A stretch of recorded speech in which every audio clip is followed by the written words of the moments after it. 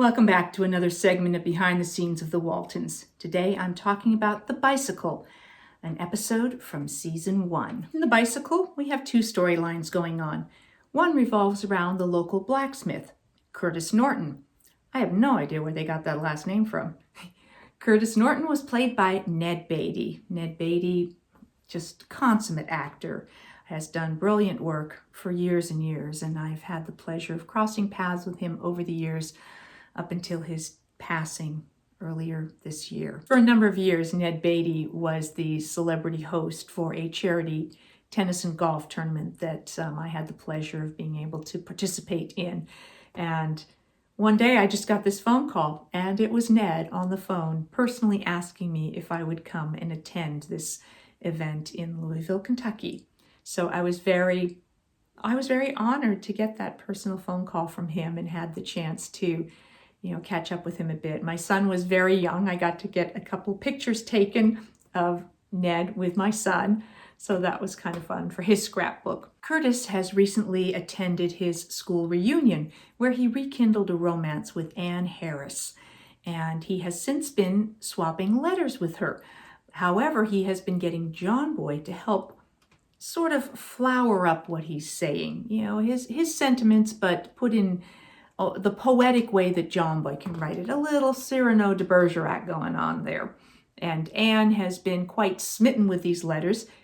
Curtis proposed, Anne has accepted, and now she is coming to Walton's Mountain. When Curtis is in Ike's store getting this information, I noted that the Ouija board was visible in Ike's store again.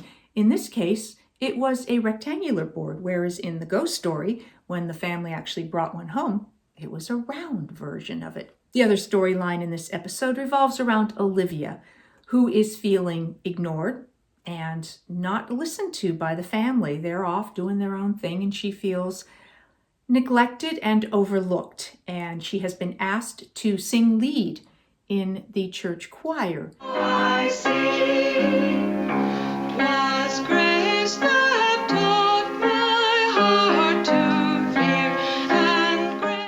She's really interested in doing this, but nobody seems to be interested in hearing about it. John is like, what were you talking about? So in a little bit of a rebellion, she decides she's going to join the choir, no matter what anybody else thinks. And then when she is at Ike's, she notices this used bike that Ike has spruced up in a bright blue color. And she just reflects that she hasn't ridden a bike in 25 years, and thinking back to how carefree and fun and alive she felt 25 years ago riding a bike. Ike convinces her to take the bike, and off she goes. And there's some beautiful sequences of her feeling free and just riding along the roads. This was the back lot of Warner Brothers Studios in what we called the jungle. And she is riding along, having a great time, and then she starts singing.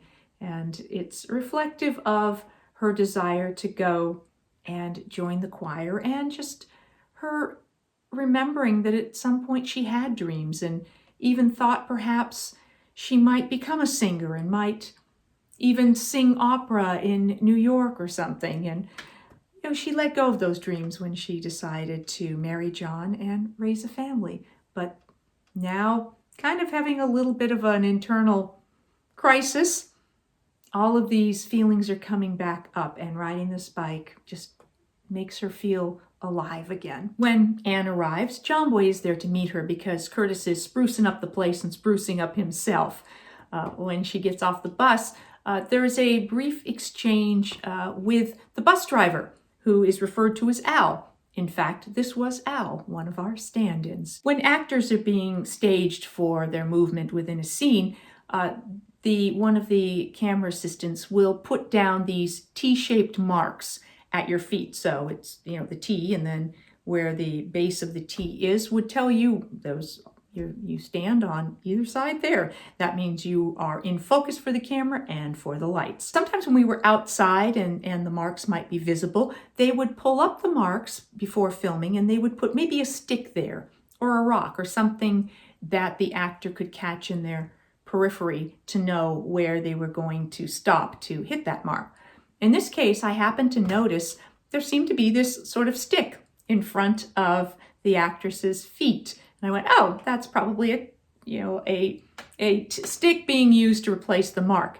However, as John Boy comes over and then takes a suitcase and they all start to leave, right here, you'll catch that you actually now see the original T mark on the ground. But that goes by so fast in the normal watching of it that I probably wouldn't have even caught it either if I hadn't already seen that little telltale stick earlier. When Olivia is mentioning different things that she will need help from the children because she'll be away at choir practice, Grandma keeps saying, oh, I'll do that. I'll do that. I'll do the ironing. I'll do the cooking. And Olivia finally says, no, I want Aaron and Mary Ellen to learn how to take care of a house. To which Mary Ellen replies, oh, I'm going to be a bachelor girl. So she doesn't feel the need to take care of a whole house and a family. So still, Mary Ellen is very much determined that she is not going to conform and she's going to strike out and do something that does not fit in the traditional roles for women. When Olivia hops on the bicycle to head off to choir practice, John, I thought it was a little out of character for him, but he suddenly seems a little like, well, what will people say about you riding around on that contraption? And she replies blithely, oh, they'll probably say, there goes Olivia Walton on a bicycle. I thought it was unusual for John to be concerned about what people in the neighborhood might think. I mean, I wouldn't think of riding a bicycle as being particularly daring or scandalous, but it was another era. Anne is disillusioned when she discovers that Curtis isn't quite the person that she had projected him to be from his letters. And she is enamored of the movies. She's obsessed with going to the movies and trying to make her life reflective of the characters and the actors that she sees on the screen. And Curtis just doesn't quite live up to that. A little later on, this fun sequence where the kids are making a mess of the chores they've been assigned. Ben burns a pot. I don't like the taste of whatever I'm cooking. Aaron leaves the iron on a piece of clothing too long and leaves a scorch mark. And I thought it was sort of odd because it seemed like we've been doing chores forever. So particularly for Mary Ellen now at like 13-ish, I think they probably were a little more adept than this. But again, they made a choice for this storyline. While John Boy finds himself trying to advise Curtis is, he's a blacksmith. He is here working with a horseshoe and the hot flame and whatnot. And trying to talk John Boy into writing one more letter to try and convince Anne not to leave. Meanwhile, Anne does leave, and Olivia tries to give her advice about relationships and maybe giving Curtis just a little more time for them to get to know each other. This was another episode where we go to the movies. Anne treats John Boy, Mary Ellen, and Jason to the movies. And we have a wonderful time. And I noted that this was the same movie theater that we saw in the episode The Deed when John Boy goes to town to get a job and the robbers attack. There was a sweet moment that was so Will as Grandpa when Anne is talking about Fred and Ginger, this movie that they saw, and this dance that they were doing. And Grandpa gets up and dances with Anne. And that was just so typical of Will and the way he created that character. I love this exchange between Olivia and John as Anne has confessed about this fantasy world that she has, and that when she goes to the movies, she has this wonderful feeling of life and joy. And then when she goes home, it sort of evaporates. And Olivia talks about some feelings that don't evaporate as she looks very lovingly at John. It is not good news when Anne discovers that John Boy has been writing the letters. She feels very cheated and humiliated and lied to, which was not at all the intention, but her feelings are quite hurt. In helping Anne, I think Olivia realizes what's really important in her life, and that chasing these old dreams of being a singer isn't really important to her anymore, and that she would rather than being there gossiping with the ladies from the choir, she would rather be home making dinner for her family and being with John and the children. So she leaves. And John, when she reveals to him how she felt about all of this, he's very sweet. And he's like, well, do you need letters? And they share a lovely moment there. Ultimately, Curtis finally finds his words and tells Anne how much he loves her and that he really wants her to stay.